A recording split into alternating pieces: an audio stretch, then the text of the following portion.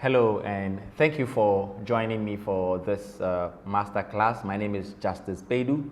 I am a documentary film producer, and I'm happy to be sharing these few slides with you to hopefully guide you in the area of advocacy, storytelling, to also guide your work. I would also be adding through the video the slides themselves, and then I would attach to this tutorial the PowerPoint document, which would also be a backup for if you do have access to this tutorial video.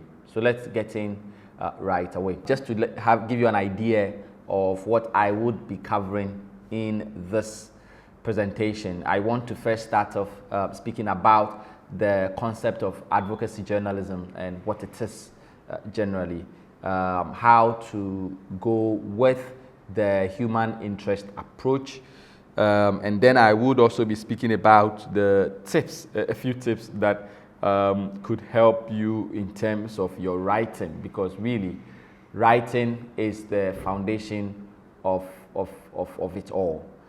The other thing that I'll be touching on will be to how to work with sources and then be able to keep sources, because as journalists, sources are a crucial part of the work that you do. Without the sources, you have no information, and without information, you are unable to do anything at all. So advocacy journalism, what is it? What is the concept, and what do we mean when we speak about advocacy journalism? So a few definitions that I gleaned says that advocacy journalism focuses on promoting a specific cause or viewpoint aiming to influence public opinion and policy. When we say journalism in itself, it's really about telling stories. It's really about putting information out in ways that make them useful for people to be able to consume and make decisions and do things that the information seeks to achieve. What advocacy journalism then means is that we know that as a journalist you need to give fair, unbiased information. And when we say fair, sometimes a lot of the times it means that you are really standing in the middle. You are standing in the middle. You are not on either side. So let's take for example the story about child labor. The story about child labor in cocoa growing areas. So as a journalist, if you were doing journalism, your core job is basically to do a story about how child labor manifests in cocoa growing areas. However, in that sense, all you are doing is basically just looking out for the issues, for the facts, the basic information, and then putting it out there for public consumption. Whatever happens beyond that is really not a part of your journalism work. However, the extra layer that advocacy journalism brings is you as a journalist knowing the information, processing the information, putting it into how it should be put journalistically, but then taking the further step to use that information to create awareness, to try and cause a certain effect, to try and ensure that something happens because of that journalism that you have done. It could include that you do advocacy for a complete ban on the use of children on cocoa farms. It could include advocacy for a law to be put in place to ensure that, for example, older people who use children on their farms are punished by law or arrested or are put before a trial in court and are punished for doing that.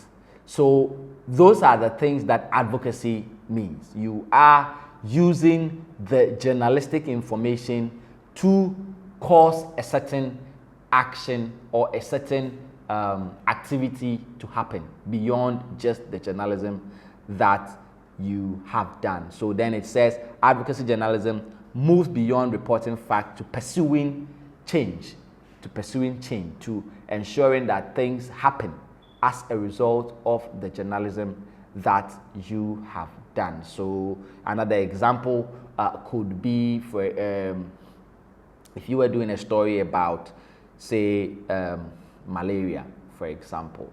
I remember a few years ago I did a story from the Krobo area, Apamanya Krobo area, and it was about malaria, and I was traveling with the WHO team that was looking at how people were making use of mosquito nets that had been distributed for community use to ensure that people are able to protect themselves from mosquito bite, which is essentially the way through which people get malaria in Ghana.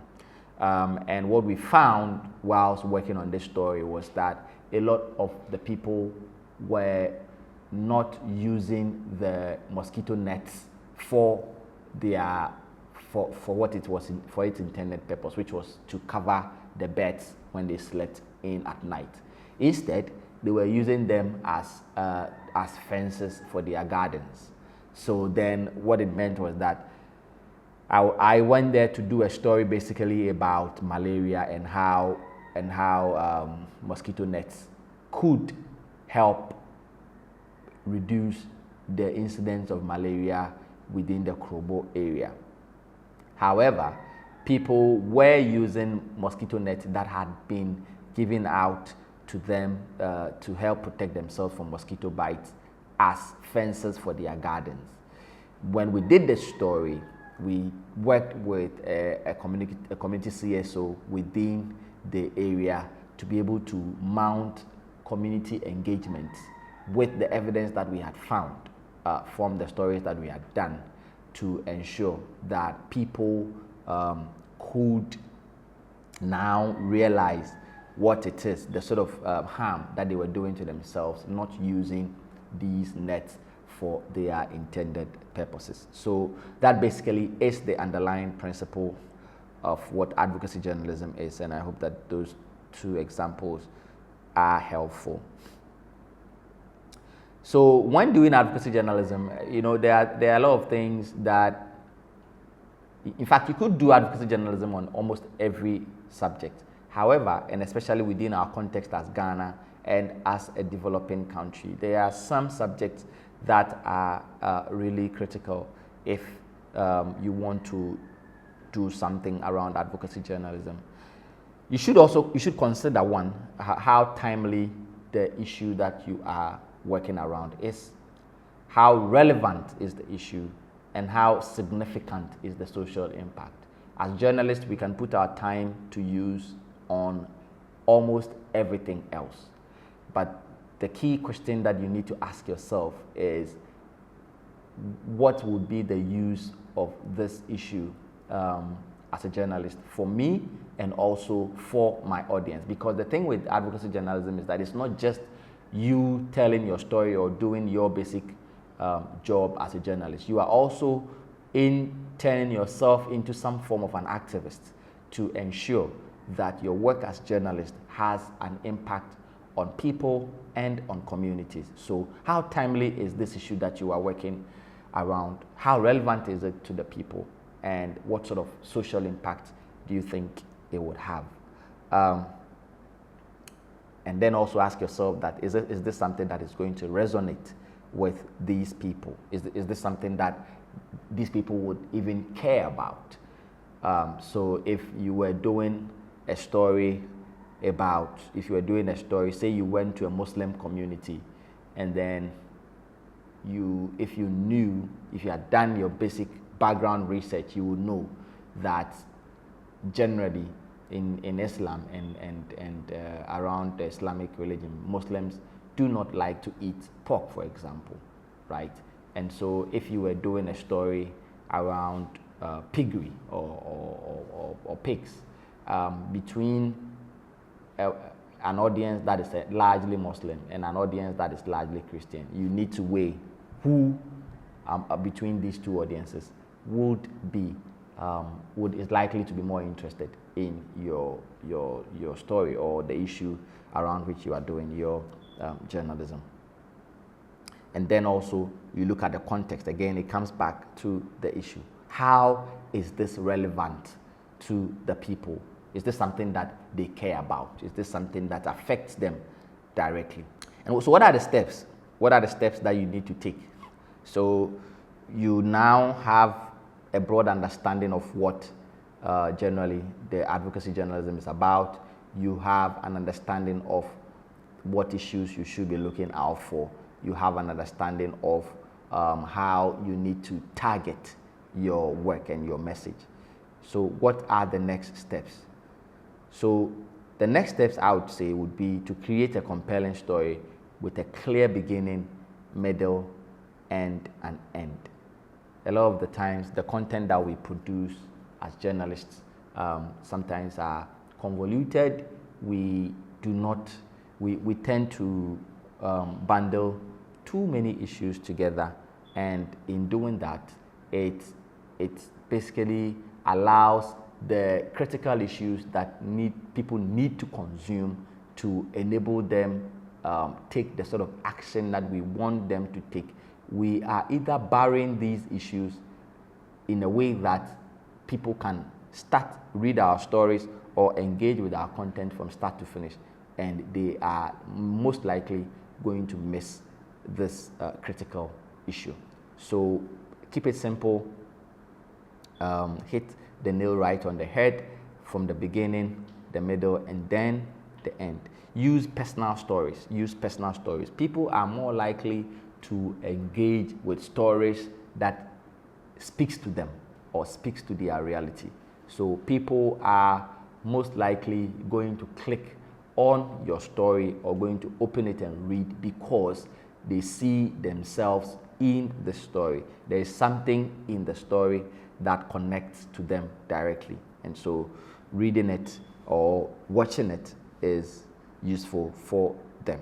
You need to be able to balance emotional storytelling with factual evidence to enhance credibility. So yes, we want to be as personal as possible. We want to raise the issues as much as we can. However, we want to stick with facts so that people can believe or trust the information that we are putting out there.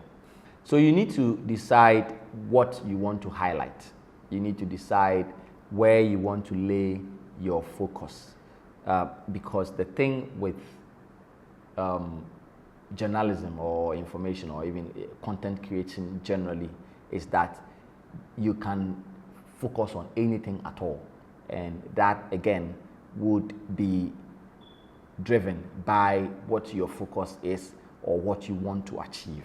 And so as we have said right from the beginning, you know your audience, you know the issue that resonates with them, you know why you are telling this story, you are telling it in the most personal form possible so that it catches with them, and you know how to put it in a way that they are able to grasp the message and then do with it what you want them to do.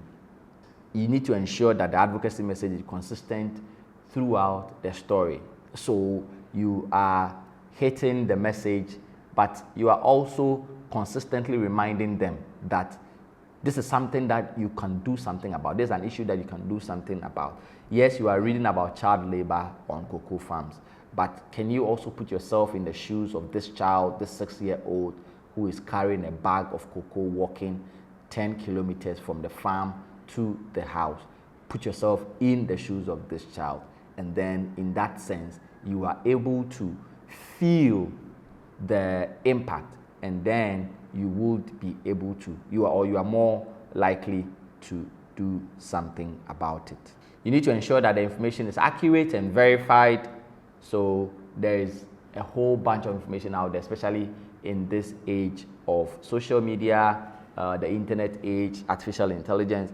There is information abound, statistics, data abound.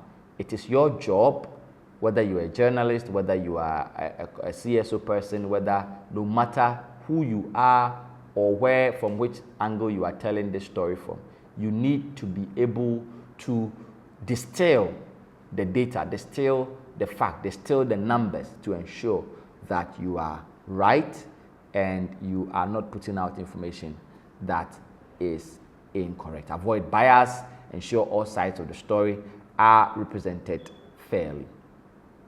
Be mindful of the emotional and cultural sensitivities of the surrounding the issues. So as I used the Zongo example, you always need to look around where you are working from and ensure that the people that you are engaging or their sensibilities, the things that affect them, the cultural norms that they hold dear are respected, because we are different people, we have different orientations, we have different beliefs, we come from different places, and what may be very normal to you would be a taboo to another person. And so it is important as a storyteller, as someone doing advocacy journalism, as a documentary filmmaker, as anybody doing anything around information sharing, to have that at the back of your mind and ensure that you learn and understand what is right and what is wrong in different contexts. And then you are able to, first of all,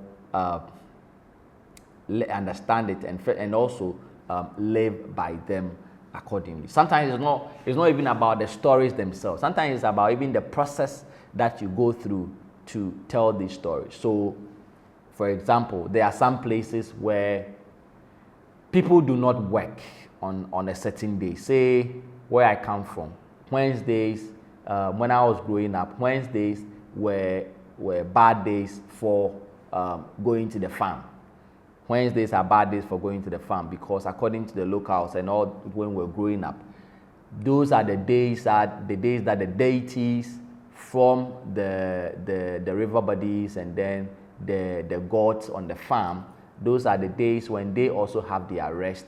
They have they do whatever traditional things that they are supposed to do in their own enclaves. And so through the whole time that I grew up, we never ever went to the farm on Wednesdays. So if you are a filmmaker, you are a journalist, you are whatever that you are, and you are intending to come into this community where I live, where nobody goes to the farm on Wednesdays, and then you get in on a Wednesday and say, oh, I want to go to the farm and film children or interview children on the farm, that is a no-no, and you are more likely to run into problems with not just the community, but with even the people that are going to consume your content when it is out. So part of the things that you need to do to start work is to brainstorm on what the issues are, and then outline the basic narrative that you could use in your advocacy journalism. So basically, what are the things that you need to be aware of? How do you break down the story? How do you structure your content in a way that it goes to the heart, or it goes to the people who need it most, or the people who need to consume your content most? So brainstorming is a critical part of storytelling generally, but then most importantly, advocacy journalism. So how do you approach the human interest angle? How do you get something to be of human interest? When I engage people or when I do some of these trainings, what I always say to journalists or to anybody who wants to do filmmaking or anything like that is that the work that we do only matters because it's about human beings. If there are no human beings involved, or the content has no way that it connects with human beings, then nobody would be interested. So, for example, if a dog is killed, for example, if a dog is knocked down by a car. That story of a dog being knocked down by a car is only relevant because, one, the dog has an owner who is a human being. Two, there are people who would have been driving the car that knocked down the dog. And those people have hurt the owner of this dog, or maybe in the process of this accident or hitting the dog, the car may have somersaulted or have, in trying to dodge this dog, the car may have hit some structure, and the people in this car would have hurt themselves or have probably died in the process. So the reason that this accident with this dog is important or relevant is because there are human beings who are affected directly or indirectly, and it's the reason why it is something that should be of interest to journalists. So everything that we do in journalism is or should be of human interest. So then it means that in telling stories, we really need to put the human angle at the center. In putting human beings at the center, it means that we are looking out for the things that appeal to human beings, the things that affect human beings, the things that human beings are very likely to respond to. So who in this place that you are going to is that person who is connected to this story? Who is that person who can tell the story to you in a way that is impartial, is fair, is as elaborative enough, or in a way that other people would better appreciate the story? Is this something that you would spend your time to watch, listen, read? Today, in this social media generation, nobody has time. Nobody has time to come and then spend 30 minutes, 1 hour reading your content. And so if people are going to take a pause from whatever they are doing or stop scrolling through their Twitter or Facebook or whatever to watch your video, read your text, it should be something that grabs their attention, something that they see themselves in, something that they feel is worth their time. And so before you even get started, you need to sit down and ask yourself this question. If you were put in your home with all the many important things that you have to do, is this one of the things that you want to spend your time looking at, reading, watching, or listening to? So look for the people, as I said before, look for the people. The people are those that have the story. They are the people, they are those who would be able to elaborate on the issue in ways that other people would appreciate. So victims, survivors, or those making a difference with that particular issue. So again, back to the child labor story on cocoa farms. Who are the victims? Who are the people who are involved? Who are the people who are affected? Who are the people who are perpetrating these acts? Who are the people who are sometimes not immediately seen, but they are the people who are at the back of the veil, and they are the ones who are creating everything or making everything happen. So our job, your job as a journalist, as a filmmaker, as whatever that you want to do in creating this content, is to be able to research, ask the questions, spend time, pay attention, to be able to find these people. Look for these people, those people that whose story could tell the bigger picture. So this is a part that is also very important, and I mention it all the time. A lot of the times, in Ghana at least, I realize that our storytelling tends to scratch the surface. We don't do a good job at connecting the issues in a way that enables people to better appreciate the complexities. So, for example, you've gone onto a small farm in, say, where the Bono region somewhere, and found a small farmer who a farmer who can't harvest his 1 acre farm, and the cassava on the farm are all rotting away. Why? Because there are no buyers, and the cassava is rotting away on the farm.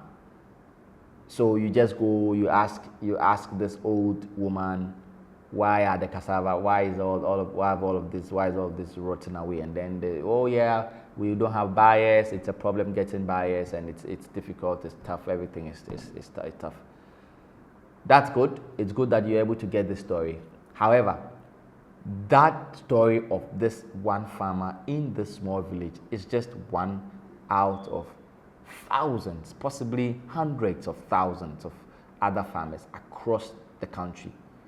So how do you connect this one story to be able to represent the bigger picture or the bigger story of post-harvest losses?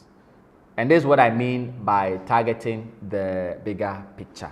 So always find ways in which you can connect this single story to the bigger story of post-harvest losses, to that one farmer who has lost his cassava on 1 acre farm. So in this presentation, in the PowerPoint which I'll be attaching to this video, I've put in the links to other stories that I have worked on or other people have worked on, which I believe would be useful in terms of understanding this perspective properly. So these are the issues. Tie the individual story to the larger picture. So this is one of the stories that I usually refer to when I speak about looking at the picture, the bigger picture. So this picture here is of a story that I worked on about 5 years ago, I think. 5 years ago, or 6, maybe 6, in what was then the northern region, but now the Savannah region. It was a story about a young boy who was suffering stunting. So stunting is basically children who are emaciated because of malnutrition. And the story was that these children do not have all the nutritious food that they are supposed to eat for the ages that they are. And so the Ghana Health Service, UNICEF, WHO had this program where they supplied food supplements. They call them plumpy nuts to hospitals across the country. And apparently, these plumpy nuts had run out, was out of stock for several months in almost the entire 5 regions of northern Ghana. And a lot of these children were wasting away, as it is called in the parlance of the health workers, because they didn't have access to these plumpy nuts. So when we did this story, we tried to connect. It was just the story of this little boy in this little village in the Nanumba North District to the story of several other young people or children in northern Ghana. And that way, it enables the person who is consuming your story or your content to be able to appreciate how huge the issue is or how huge the problem is. And that is the way that if you expect people to take an interest in advocacy after consuming your content, that is how to get them, because you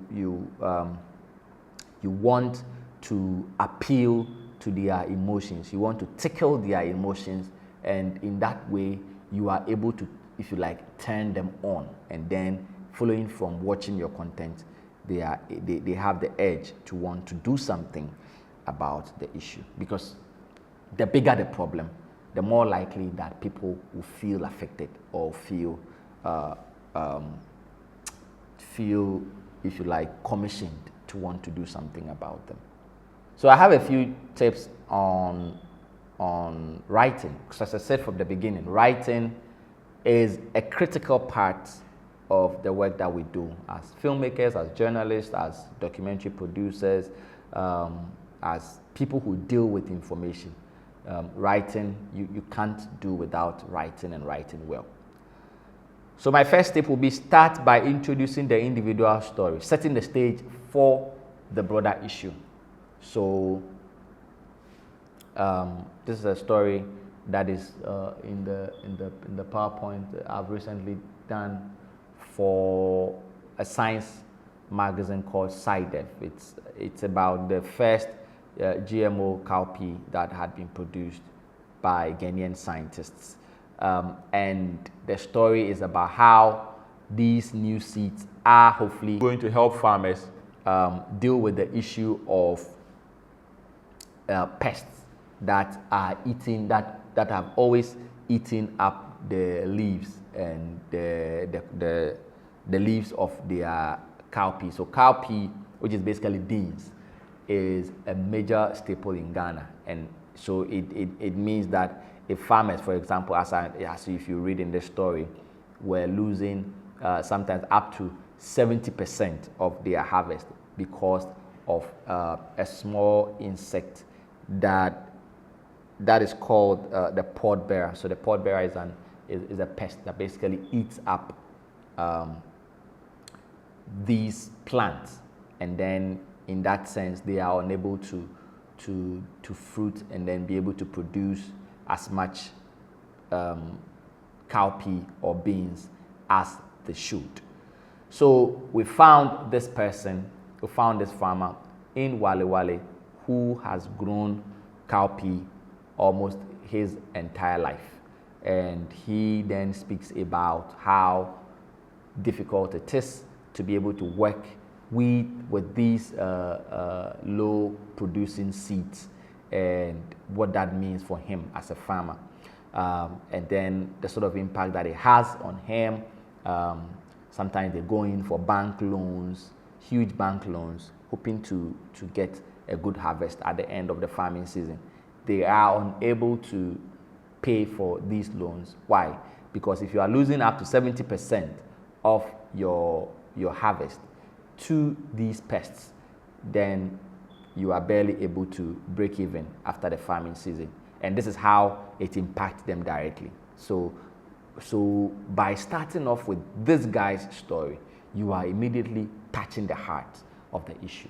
And anybody who is reading is immediately attracted to your story, is immediately interested. And how is it? Why is he interested? He's interested because, one, there's a farmer who has a livelihood, who has children, who has a business to take care of. And if he's losing this and he's losing his livelihood, that's an issue. Second, this is a crop that is consumed, beans is eaten by almost more than 90% of people in Ghana. And so if there's an issue that is surrounding beans, it's not the issue with the beans itself. It's about the 90% of Ghanaians who would feel concerned that if this pest continue to exist, farmers who produce this very essential crop are less likely to continue to be in business. And if that happens, we can't get our beans to enjoy our wache or our bean stew or our gobe, for example, across the country. So it comes back to the issue that I mentioned right at the beginning, which is anything is newsworthy or is worth the time of a journalist investigating or producing something about, because human beings are essentially affected. It is not just because it is the issue of beans. It is because human beings eat beans. And if beans are being eaten up by pests, human beings would be concerned.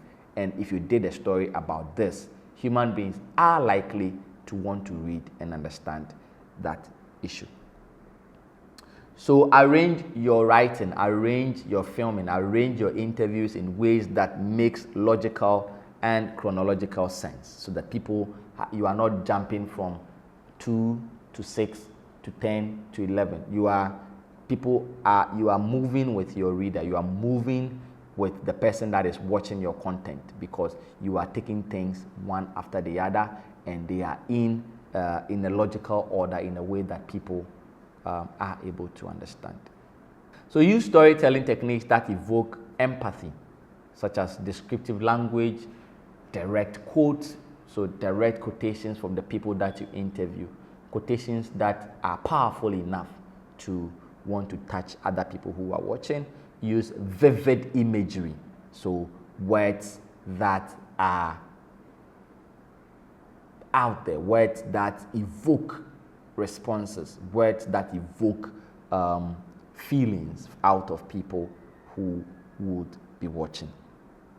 Engage the reader's senses by describing the scenes, using emotions, and going into detail in terms of how descriptive you can become. Use photographs, videos, and then build powerful connections between all of these.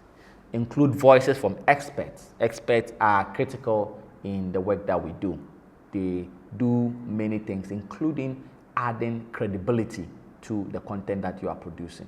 So as a journalist, a lot of the times your knowledge, your information about the subject that you are working on would be limited, because if you are working in a place like Ghana where journalists are not specializing, we have journalists doing everything from sports to politics to music to entertainment, art, and so a lot of the time our depth or our knowledge is understandably limited, and so we always need to rely on the knowledge or the information that people that I describe as experts, analysts, or thought leaders within that specific area of work have.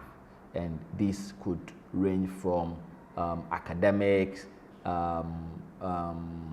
people who are people who maybe have the folklore of that area, or people who have lived in a certain area for a certain number of time, for which reason they understand or know about something more than you do. So an expert could range from a variety of backgrounds.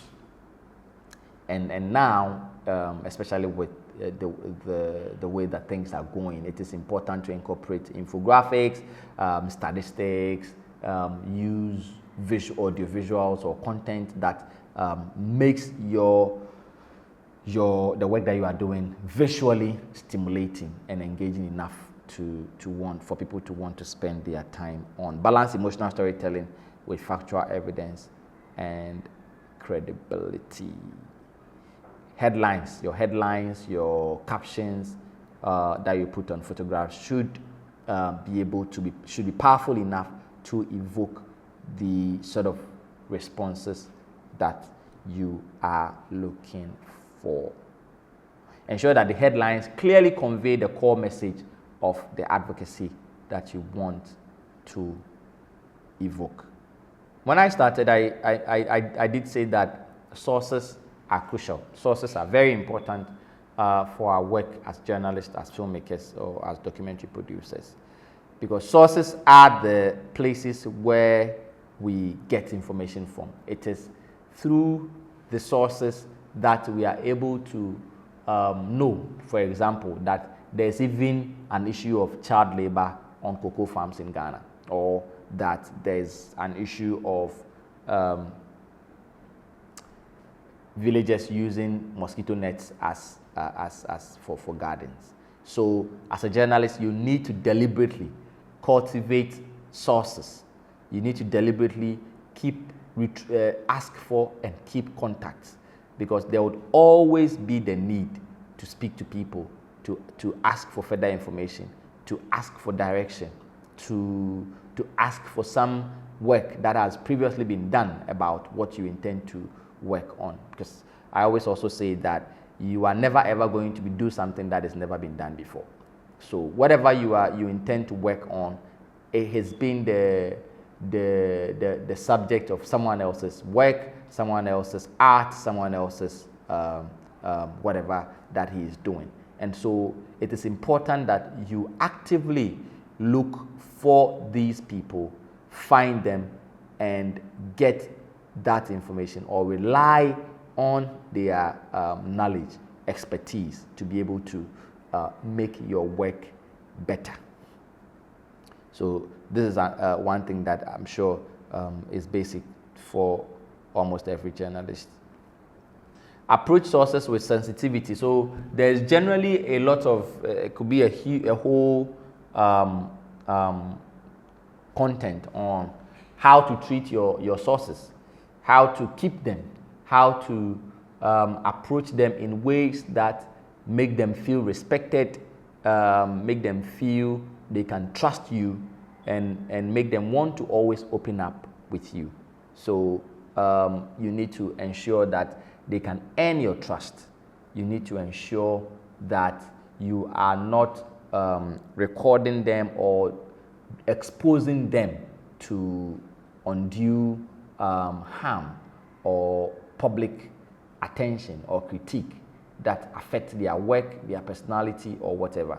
So people, when you pick up your phone and you call them, they want to feel that, oh, this is a person that I can work with. This is a person that I can recommend to other people to work with. This is a person who is truthful. This is a person who understands how important it is to be able to respect privacy, to ensure mutual respect, and all of that. So there are people that I interviewed from 13 years ago who will still call me today, and I visit them. They sometimes just will text them to ask how are you, and all of that. You need to deliberately nurture your sources. If you're able to do it and do it well, there will be a point in your career where you basically would not even need to go out finding stories or finding people or places. It will be people who would come to you and say, I think this is something you should work on. I think this is an issue that is worth exploring. I think this is something that is worth investigating. So again, part of it is also even just their consent in taking their photographs or using their work or using their voices or putting them out there. All of these are things that are important that we need to look at. So this is the part of generally I would say the theoretical part of the work which I would want you to know. I would also be speaking about the technical part, which is, and that I will go through briefly, producing the film itself, or producing a short documentary, or producing a short content to be able to capture an issue like this. But I'm going to leave my email, my social media handles, and everything else with your instructors. And if you do have any questions or concerns, I'll be more than happy to take them, and I can email you back or connect with you to be able to explain any further questions that you may have. In the final part of this presentation, I'm going to be taking you through briefly how to do visual storytelling, which is essentially what this is also about. So visual storytelling is the art of combining audio and visuals to communicate a message. Essentially, that is what it is. I'm going to put the link to this video in the PowerPoint. So if you have it, you can also look at it for your reference, but it is the thing that informs. So this part, we've been through it in the previous slides, so I'm just going to skip it. I would say that before you start and get into this, you need to have the right tools. Learn the art of writing, which we have spoken about. Pick the best visual. Have patience for moments. So have the right tools. The tools is an interesting subject because these days technology allows us to use simpler, much cheaper tools to be able to get great quality videos and audiovisual content. And so people are even doing world-class documentaries with smartphones and all of these little devices, some of which I'm going to share with you at the latter part of this presentation. And once you get into a scene or a place to do any visual content, you need to have patience, be able to pay attention, and wait for moments, because visual storytelling should mirror our everyday lives. People should watch things and want to see themselves in it, and they would look at the content and then they will feel that, you know, this is me in this, and I can actually see myself in this content. So all the things that we have mentioned in the other part of the presentation apply to visual storytelling, except that now you are actually doing it with a camera or a mobile phone or an audiovisual device. We could speak also about what to do and how to put together or how to assemble these devices together. I'm going to put another link into this PowerPoint, which will also show you some examples to go through in picking up your devices. These days there's mobile journalism tools that also allows you to be able to do some of these things without even breaking an arm or a leg on expensive gadgets. I know for the work that you do as journalists, sometimes it is difficult to even operate some of these complicated devices or equipment. And so it is important to learn mobile journalism devices that allows you to be able to do these and do them well.